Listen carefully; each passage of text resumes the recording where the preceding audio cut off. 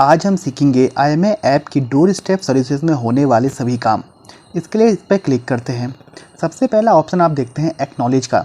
जब भी आपके BO के लिए जो भी डाक आती है और आप उसे BPM या ABPM के लिए इनवॉइस कर देते हैं, तो उसके बाद हमें उस डाक को डिलीवर या अनडिलीवर्ड करने के लिए पहले एक्नॉलेज करना होता है।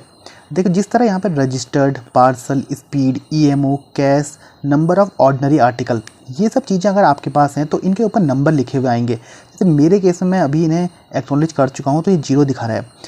इसे एक्नॉलेज करने के लिए आपने कुछ नहीं करना है। जैसे रजिस्टर्ड आर्टिकल आपके पास आए हैं, उनकी संख्या 1 है तो यहाँ पे 1 लिखा हुआ आएगा। आपको उस नंबर के ऊपर क्लिक कर देना है। जब आप उस नंबर पर क्लिक करेंगे तो आपके सामने एक विंडो खुलेगी और उसमें आपका आर्टिकल दिखाई देगा और उसके नीचे यहाँ पे कहीं पे एक्नॉलेज लिखा हुआ आएगा। आपने एक्नॉलेज पर क्लिक करके ओके कर देना है तो आपका आर्टिकल जो है डिलीवरी के लिए चला जाएगा। इसी तरह पार्सल कर लेना है, इसी तरह स्पीड, इसी तरह EMO और कैश। अगर आपके पास एसओ ने कैश भेजा है तो कैश भी एक्नॉलेज कर लेना है। इसके बाद है आर्टिकल डिलीवरी। जब आप आर्टिकल को एक्नॉलेज कर लेंगे तो उसके बाद आर्टिकल डिलीवरी में वो सारे आर्टिकल दिखाई देंगे।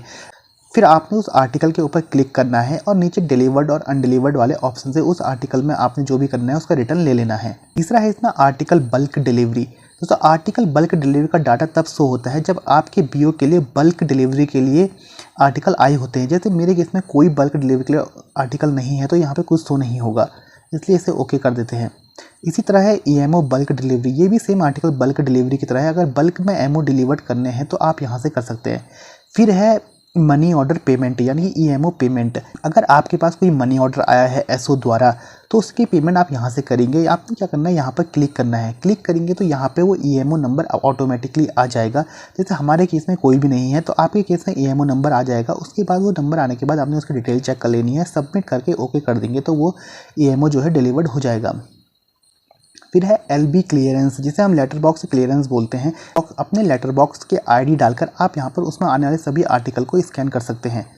यहाँ पर है अनरजिस्टर्ड आर्टिकल डिलीवरी। अगर आपके पास कोई अनरजिस्टर्ड आर्टिकल आते हैं तो उनकी डिलीवरी आप यहाँ से करेंगे। फिलहाल मेरे पास ऐसा कोई आर्टिकल नहीं है। वैसे किसी भी BO के पास इस तरह के आर्टिकल नहीं आते हैं, इसलिए हम इसे ओके कर देंगे।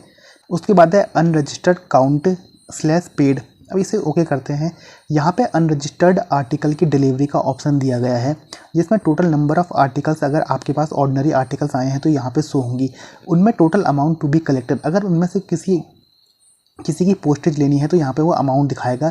इसमें आपने सबसे पहले नीचे नंबर ऑफ़ आर्टिकल्स डिलीवर्ड यानी कि जितने आपके पास आर्टिकल आए आपने वो यहाँ पे डाल देने हैं। उसके बाद पोस्टेज कलेक्टेड, उनमें से कितनी पोस्टेज कलेक्ट हुई वो यहाँ पे लिख देना है। उसी तरह नंबर ऑफ़ आर्टिकल्स यानी कि ऑर्डिनरी कितने डिस्पैच हुए हैं, और amount of postage due dispatched यानी कि उसके बाद उस डिस्पैच में कितनी पोस्टेज की अमाउंट थी। ये डाटा तभी शो होगा जब एसओ द्वारा BO के ऑर्डिनरी आर्टिकल को BO के लिए चढ़ाया जाएगा, तभी आपके IMA ऐप में ये या आपकी ID में ये डाटा शो होगा। इसलिए इसे बैक कर देते हैं। उसके बाद है पिकअप मैनेजमेंट। पिकअप मैनेजमेंट भी एसओ द्वारा असाइन होता है। पिकअप मैनेजमेंट का मतलब डाक पिकअप करने से होता है, यानी कि किसी कस्टमर ने डाक बुक करी है और उसने रिक्वेस्ट करी है कि BO जो भी, अगर आपका BO उस बीट में आता है तो वहाँ पर पोस्टमैन जाके उस डाक को पिकअप करेगा। ये एसओ द्वारा असाइन होती है। इसी तरह ड्रॉप ऑफ मैनेजमेंट है, ये है छोड़ने के लिए, पिकअप लाने के लिए। तो ड्रॉप ऑफ मैनेजमेंट जो है छोड़ने के लिए, एक साथ काफ़ी डाकों के लिए है। उसके बाद सेम है बल्क पिकअप। अगर बहुत सारी डाकें एक जगह से आपने पिकअप करनी है, जैसे कोई CSC सेंटर वाला पहले बुक करते थे, इसी तरह आपको यहाँ पे उसकी कस्टमर ID डालनी होगी। उसके बाद जितने भी आर्टिकल पिकअप के लिए हैं वो शो हो जाएंगे।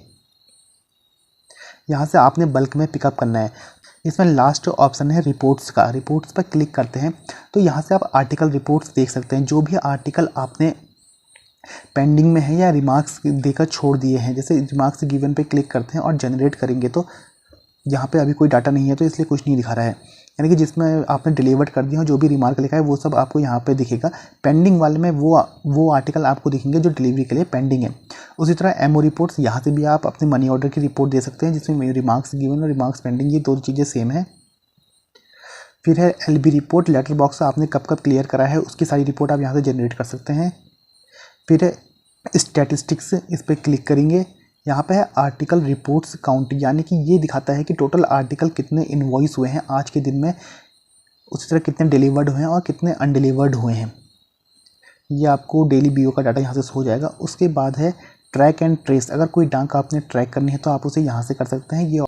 इस रिपोर्ट्स के अंदर लास्ट टर्म्स है पिन कोड सर्च या पोस्ट ऑफिस सर्च। अगर कोई पोस्ट ऑफिस की बार आपको किसी पोस्ट ऑफिस का पिन कोड सर्च करना है तो वो आप यहाँ से कर सकते हैं।